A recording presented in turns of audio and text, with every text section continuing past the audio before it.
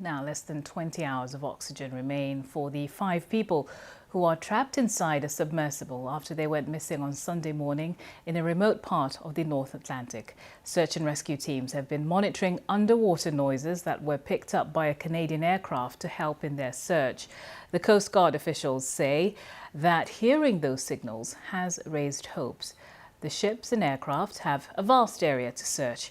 The sub arrived here on Sunday and began its dive to the Titanic wreck at 8 a.m. It was less than 2 hours later that contact was lost. They should have been underwater for no more than 8 hours. Just remember, the space that they're in is no bigger than a transit van. Well, in the last few hours, we've heard more from the Boston Coast Guard about those noises. Take a listen. When you're in the middle of a search and rescue case, you always have hope. That's why we're doing what we do. With respect to the noises specifically, we don't know what they are, to be frank with you. The P3 detected noises. That's why they're up there. That's why they're doing what they're doing. That's why they put sonar buoys in the water. The good news is, what I can tell you is we're searching in the area where the noises were detected, and we'll continue to do so. And we hope that when we're able to get additional ROVs, which will be there in the morning, the intent will be to continue to search in those areas where the noises were detected, and if they're continuing to be detected, and then put additional ROVs down in the last known position where the search was originally taking place. So that's what we heard from the Coast Guard earlier. My colleague Carl Nasman is in Boston for us now. Carl, there are thousands and thousands of people following this story, hoping for some good news. Just bring us up to speed with the latest. Yeah, well, we heard that press conference a bit earlier today and some information being confirmed about those important noises that were detected. And this was yesterday, Tuesday, and even into Wednesday morning. Some noises detected by Canadian officials, and these are coming from these sonar buoys, listening devices that are floating in the water, and signals then being sent up to those planes. Very crucially, they don't know what these sounds are, where they're coming from. But as we heard, it's giving them hope. And so this is sound samples now being sent to experts at the U.S. Navy. They're being analyzed. They are rushing to try to figure out what these noises might be, if they match any kind of patterns coming from humans or potentially coming from that vessel that's gone missing. And as we heard there from the press conference, they've now redeployed some ROVs, or remote operated vehicles. These are kind of underwater drones, and they're now conducting the search there. So given the time constraints that are left, as you said, less than 20 hours now left of air, it's crucial that at least these search teams have a focal point. And that's what they said. They now have somewhere to search. The search area has expanded. Yesterday was the size of Connecticut. Now it's twice the size of Connecticut. So having at least some point where they can redeploy and put their resources, that's very crucial for this operation. And as you say there, the search area has been somewhat narrowed down because the protocol, and why there is hope with hearing those noises, is that the people in this sub would have known to bang on it every 30 minutes for 3 minutes, and that's a sign of distress. That's why there's hope about this. But just how much is it changing the search operation that they have an area to focus on based on those sound signals? Well, the search efforts and the rescue efforts are expanding really by the hour, and we've heard of multiple ships now heading out to sea. There are currently 5 vessels in the area. That will be increased by 10 more in the coming hours. We also know that there's more ROVs on the way, but given the size of this vessel, it's 21, 22 feet long. It's fairly small, and they're searching essentially for a needle in the haystack. So having any kind of idea of where to begin to focus those efforts is crucial. And what they do know is the reason why this is such a big expanse that they're searching is there are ocean currents that could potentially take the vessel in one direction or another. They're looking to see if it might have emerged from the depths and begun to float in another direction. So they're not taking any chances. And given the time that is left, they're just going to try to scour the area. But being able to pinpoint some sort of location and look there is crucial. And as we heard multiple times, it is giving some form of hope now to these search teams. All right, Carl, thank you very much. Carl Nasman in Boston there for us. In the last half hour, we also heard from the chairman and co-founder of Horizon Maritime Services, which operates the Polar Prince. That's the mothership that carried the submersible before its descent on Sunday. Our critical role remains in a support capacity. It has been a very difficult few days for the crew and families of those on board the Titan and the Polar Prince. The Polar Prince captain and crew have been steadfast in providing support during this very difficult time. We have been supporting the Titanic expeditions for several years. The Polar Prince, a 72-meter vessel, remains at the Titanic site participating in rescue efforts. We are very aware of the time sensitivity around this mission. Our crews and onshore team are experts in their fields and will continue to support this effort in every way we can. We remain focused on contributing to the search for the Titan crew and continue to hold out hope that they will be located and brought home safely. There was regular communications up until a point, and then I think, as you're aware, their communication ceased. So that's the chairman and co-founder of Horizon Maritime Services, which operates the mothership for this submersible. Let's cross live now to our correspondent Nomia Iqbal, who is at St. John's Bay in Newfoundland. Nomia, you were at this press conference listening in, I believe, and trying to ask some questions. This is the first time we're hearing from this company, but how much did we really get from this? Yes, this is the first time they've spoken since the submersible went missing. And Sean Leet, as you mentioned there, the chairman, also accompanied by Chief Mysel Joe, who is the First Nation chief that works for the company. I have to say, when they came out, they looked really nervous. They read out a statement. They appeared really emotional. Obviously, this search has taken a huge toll on everybody involved. They are in close contact with the families, is what they said. And you have the press pack, all of us here, crowded here to ask them lots of questions. One of the main questions that we certainly wanted to ask them was, are the families on board? Are they involved in the search? Mr. Leet wouldn't answer that, but he said that the families are being supported, as are the crews on board, because remember, they are, it's been nearly 3 days, possibly more than that they've been carrying out this search, so they are giving support to them.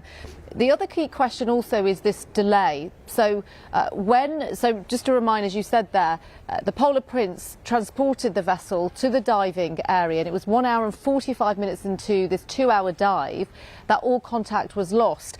But there was a delay of 4 hours and 21 minutes of when the Coast Guard was informed by the Polar Prince. So questions were being asked about what was that delay? Why was there such a long delay? But Mr. Leet was very, very adamant about, in the way that he answered, he said all protocols were followed. The other question that we asked as well was about the relationship that the company has with OceanGate. They leased Polar Prince to OceanGate, and there are questions, as we know, being asked about the safety concerns regarding the Titan, and questions that OceanGate are facing over that. We put that to Mr. Leet, and he said that they were proud to work with OceanGate. He didn't give away too many details, but I think, as I say, the main thing that we did get from him is that the families are being well supported, the crews are being well supported, and they very much, like all the rescues involved, consider this still a search and rescue operation. And that's a crucial point there. Nomia Iqbal, thank you very much for that update. We can now talk to Butch Hendrick, who is the president and founder of Lifeguard Systems. He's been training water rescue and dive teams on how to find submerged bodies and evidence for decades. It's really good to have you joining us. Thank you for sharing your expertise. Some people, many of us who are not really familiar with the ins and outs of an operation like this will be wondering, why is it so difficult to find this submersible? Maybe you could just lay out a few points for us. Yes, first of all, they began with a surface search as soon as they possibly could get there, and that obviously came up with nothing to be found. And those pilots and those crews are very good at searching for small items at the surface for disasters. Next is the fact that it's 12,500 feet below the water. You have to have a physical object or a side scan sonar capability to be able to search within at least 500 feet of the bottom. These are areas that we have never had to work in before. So, I mean, that does bring to mind just how difficult it is because of the location. But some might also wonder why there's nothing on the sub that could transmit its location. Is that normal practice? I can't say if it's normal or not, but it certainly would be unusual. To me, and I've said it many times, there should have been some sort of a transponder that would have emergency sent out a signal continuously for at least 100 hours, just saying, here I am. Just a beacon that our military, Coast Guard, even some of the fishing vessels would have been able to make contact with and said, we're receiving a signal. Here's where the general area is, something closer to a mile by a mile, not 700 miles by 700 miles. And we've heard from the Coast Guard that the search area is now twice the size of Connecticut. That's more than 5,000 square miles. Can you just explain to us why it's so large? If this submersible went down in a specific spot, and because it's not a submarine, it's not autonomous, why would it be able to move within such a wide area? What the Coast Guard would have been doing immediately upon arrival, they'd have been looking at the weather conditions at least 24 hours prior to the submersible entering the water. They'd have been looking at the weather conditions and currents. If the submersible never made it to the bottom and became semi-disabled at 10,000 feet, it's now subject to the traveling water. With that process, they're looking at the speed of the current, the time that it's been lost, and they're saying, okay, it could have traveled 10 miles. It could have traveled 400 miles. If you were looking at a current that was 1 knot, that would tell you that an item is traveling 100 foot every minute. If the current out there is at 6 to 8 knots, it's moving at 600 to 800 foot every minute. The Coast Guard will have already figured out by putting in their own transponder tracker buoys what the current is doing, how it's traveling, and when it backfeeds. And they're searching every part of the area that they possibly can based on what the currents are doing and where a semi-buoyant object could have traveled at 10,000 feet below the surface. Okay, that really helps our understanding. But as an expert, you've done this so many times. You've trained people on how to carry out these sort of rescues. What are your thoughts at this time? Well, first of all, none of us have done a rescue of this sort. We're used to doing things shallower, looking for human bodies, evidence, airplanes, things of that sort. Normally, it's less than 500 feet of water. Here, in order to move a side scan sonar unit, which they have available, they have to have minimum 15,000 foot of cable. It's 12,500 foot below the surface. It can't simply be straight down. It has to be at an angle.